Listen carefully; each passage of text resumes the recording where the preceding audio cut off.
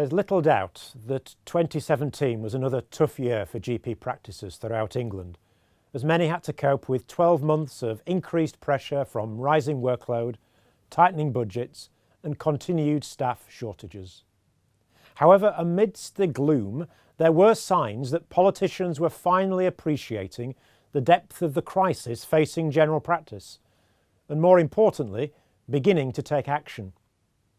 The test for 2018 will be whether the positive contract agreement we secured earlier this year can be built on, and whether positive words can be turned into practical action to enable a rapid response that helps badly overstretched GP services.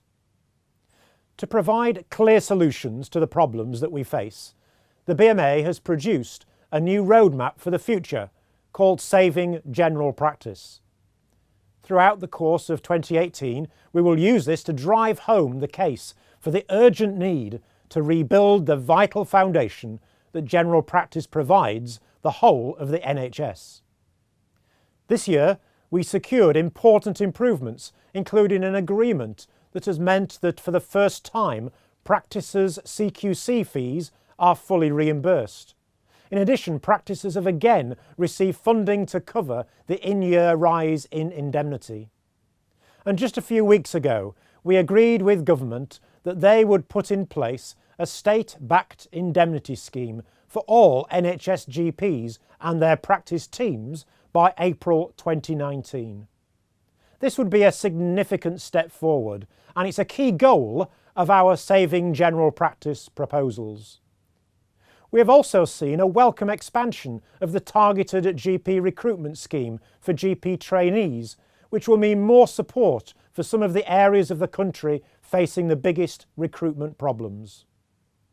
These moves are welcome and will make a difference, but we now need to see much bolder and longer-term solutions rather than more short-term fixes. A programme to save general practice starts with the recognition that the NHS can't any longer spend just 7.6% of its budget on GP services.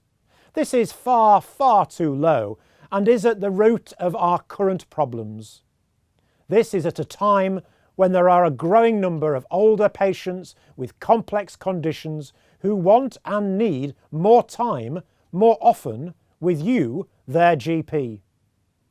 We are currently £3.7 billion short each year from reaching the not unreasonable target of 11% of the NHS budget spent on general practice, which we believe should be a baseline for what the profession and our patients need. Despite the good news that GP training applications are up, the overall GP workforce shrank by as many as 1,000 GPs in the last figures. Morale remains low as workload remains high. This situation cannot be allowed to continue. Our patients deserve better. At the centre of Saving General Practice is a call for a comprehensive plan that reaches beyond putting sticking plasters on a cracking service. We need a concrete workforce strategy that plans for the future with a clear set of goals for recruitment and which is tied with increased recurrent funding.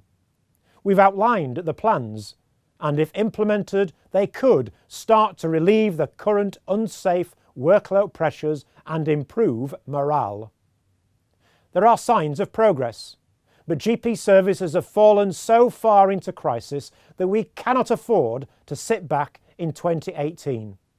Politicians and NHS managers may well have got the message that general practice is buckling under unsustainable pressure. Now they need to act, and act fast, to deliver the improvements needed to save general practice. We've provided them with the plan. Now they need to work with us to deliver it.